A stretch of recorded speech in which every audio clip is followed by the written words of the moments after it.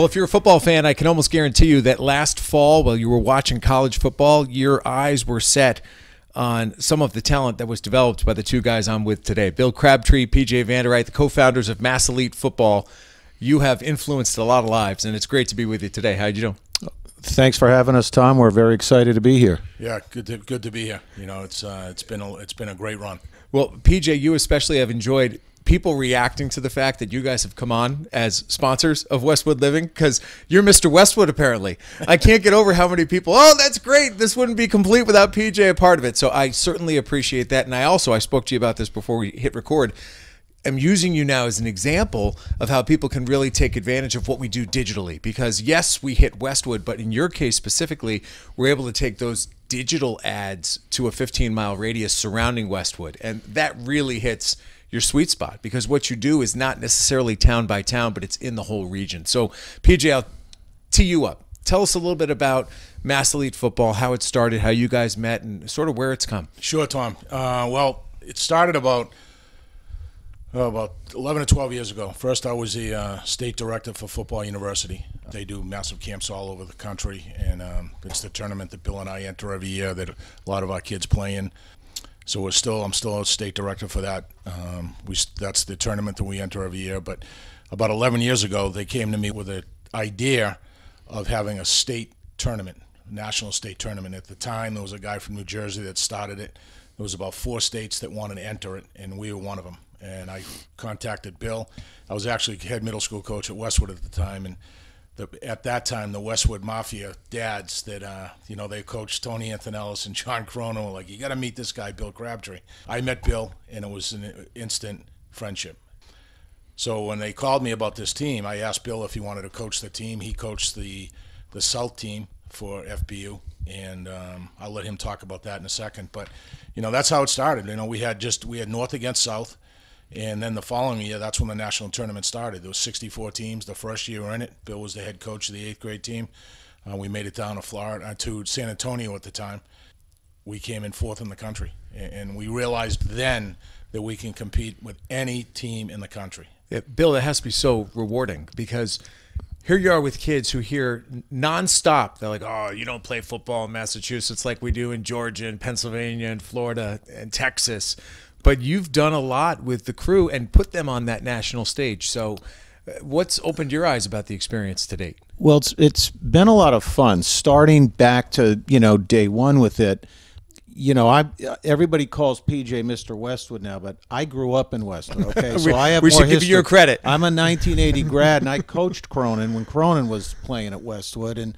But at any rate, we had that first team that we didn't expect to make it as far as we did.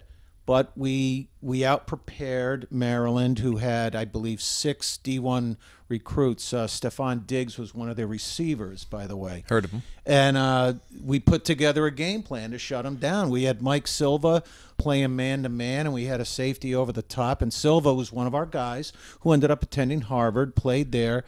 We had success with that, but then it really got rolling when PJ said to me one day, hey, Bill, you want to do a camp? And that was when we had our very first camp. And we made our camps a little bit unique. We've been expanding ever since. And it's a camp that kids know that if you're going to get eyes on you, that's a place you want to go, because you now have a track record of success where all you have to do is look on your website at the roster of kids who've gone on to play Division 1, 2, and 3. And you're doing something right. Yeah, it's been great. When we first started, we had 1 camp. This year I think we'll have 11 camps all year. Our big one is in June. It's a 3-day camp. That's our oldest one, and it's a little unique. Like Bill said, we do have public school coaches, high school coaches coach at it, but it's mostly private school coaches, right? I'm the head middle school coach at Severian.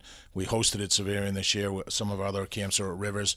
This camp is definitely unique because we have over 30 high school head coaches and private school coaches. So it's not only a great technique fundamental camp, it's also a recruiting clinic for some of these kids, and I know some of the public school coaches probably won't like me saying that, but these kids are going to find their way regardless, right? We just give them a tool. We've had great success with that over the years.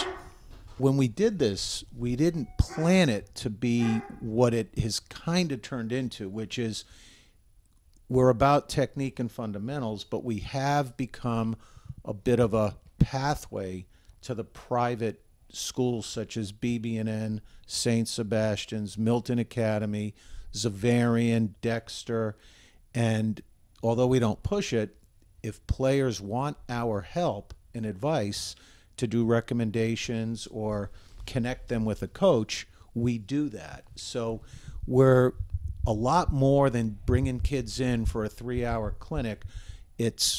We're still in touch with all of our kids, so it's a lot more than just the football. Sure, you build a family, you Correct. build a network, and it just grows over the years. And I'm sure now you're at the point where some of the kids who've gone through your program probably come back, and you use them as an example, and I'm sure they probably do some hands-on teaching themselves. Yeah, they do. We've been fortunate enough. Actually, I was just talking to Steve Burton yesterday. We were texting back and forth. His son, Austin, who was on our first team that went down to San Antonio, Texas, played at UCLA and just finished up at Purdue this year, and he's actually trying out he had a pro day, had a really good pro day last week, I believe. We talked to him about coming down and talk to our kids, and he's always open to come down and talk. All these kids, Blake Gallagher, who played in Northwestern, his brother Bryce, Greg Crippen came to our lineman clinic last year and spoke to the kids. He's at Michigan right now. Zach Zinter, Preston Zinter, who's at Notre Dame, he said to me, I was with him last week at the Super 26 dinner. He's like, Coach, when I come home, I want to come talk to the kids. I want to come to the camp. So they love coming back. It's great for them. They want to give back what they had. And that's incredibly powerful for the kids who are experiencing that. Now, you referenced the June camp, but there's a lot more than that. That's the big one, and I understand that's 3 days, that's a variant. But you have, as you mentioned, established a series of these camps, and there's one coming up, right? April 8th, isn't there? Saturday morning, April 8th at Rivers. We're 9 to 11:30. It is grades 5 through 8, all positions. And I should point out, some of the private school coaches that have become regulars, like we do a lot of clinics at Rivers with Randy Lindsay. These guys, not only are they very good coaches, but they're great people. And when they coach our camps, they discuss character, grades, be a good citizen. PJ doesn't even know this yet, but we have a special coach coming at the April 8th clinic. It's going to be Coach Willie Edwards, the assistant head coach at Brown University. He wants to work with our kids, and he has in the past. So, that's just a real big thing. That's a draw. Big time, big time. And you, as we were getting ready to record this, referenced the fact that, sometimes you start to get a reputation for being specialized in something. And you just rattled off a couple of names, Greg Crippen and Zach Zinter most notably, also Xavier, who plays down at Georgia, kids who came through your program who are now playing on the national stage offensive line. How does that happen? How do you become the experts in offensive line development? I'll tell you, it wasn't really a planned thing. In fact, I don't think we had any real plan, but what happened was Jack Mills, who now plays at Ole Miss, called me one time, and he and his friend A.J. Torello said, can you put us through a lineman workout? So I met him down at Athletic Republic, gave him a lineman workout, and as we're walking out the door, they go, well, when's the next one, Coach?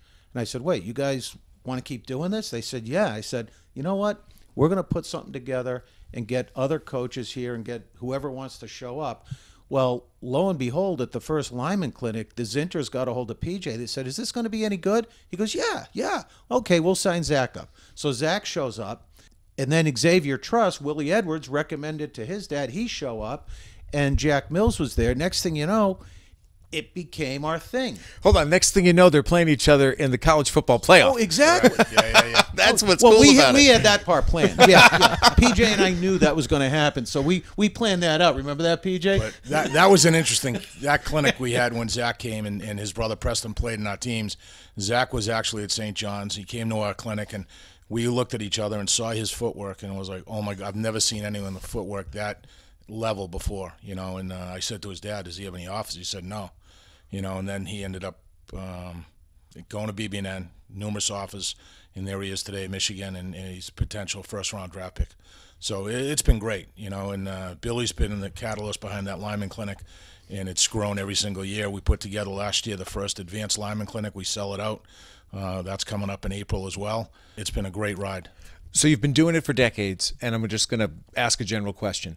What type of advice do you give kids? Because, listen, it's changed since when we grew up, and we threw on pads and helmets when we were 8 years old, and that's not happening. You see a lot of flag football. The kids won't really throw on the pads and the helmets until they get to middle school. A lot of parents discourage it because of concussions and developing brains and all the rest of that.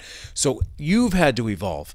What do you tell parents? What do you tell kids as they're young and they show an interest in wanting to play football? Well, I get that. I get an email all the time from a parent. My son's never played. He's played flag. Is your camp suitable for my son? And I say absolutely. We take kids from the beginner to an advanced player, right? The biggest thing we teach is fundamentals, and we teach. Bill's a big advocate of hawk tackling, and we teach safe tackling, keep the head out of the play, and that's what we focus on at every single one of our camps whenever we go over tackling. Bill pretty much puts up curriculum together for every camp, so we could talk a little more on that. Well, the tackling that PJ mentioned, Tom, is probably from a fundamental standpoint the most important thing we teach. And PJ is right with the hawk tackling. When Pete Carroll first came out with that, not a lot of people were doing it because it's a little different than the way we were taught to tackle, where we would say get your head across, bite the ball. That's not the way we do it. We track the near hip and put the head behind. And we were one of the first camps to do that. Now, most football clinics or camps, they don't even touch tackling. We touch tackling and teach tackling at every single clinic. And the two big things that we focus on are eyes up, hips low. Now, I just want to point this out. And we all remember what happened with Damar Hamlin at the Buffalo Bills. Well, if you watch that replay, had he dropped his hips, he would not have taken the helmet to the solar plexus, and we may not have had the scare that we had. Mm-hmm. So it's critical that we teach tackling technique. And again, it's hawk tackling, it's eyes up, drop the hips. We want the kids to be better players, but we want them to play it safer. So this is a great start, a really good way to get people introduced to who you are, what you do.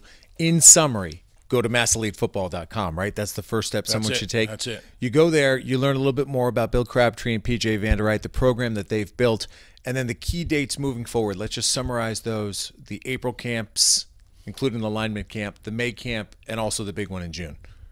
Well, we go April 8th. It's a great middle school clinic. The advanced lineman clinic was something that PJ pushed on me a year ago. I didn't know if it was going to be worth doing. Well, let me tell you something. If you're a serious lineman, especially high school guys, it's the thing to go to. We get you in condition.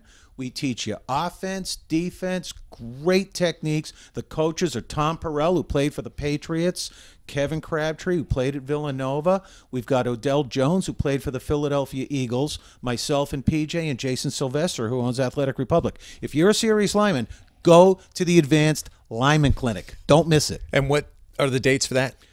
We start April 23rd, and we go 4 Sundays in a row, 9 to 12, Athletic Republic. Go. Wow, great. And then there's one in May as well, correct?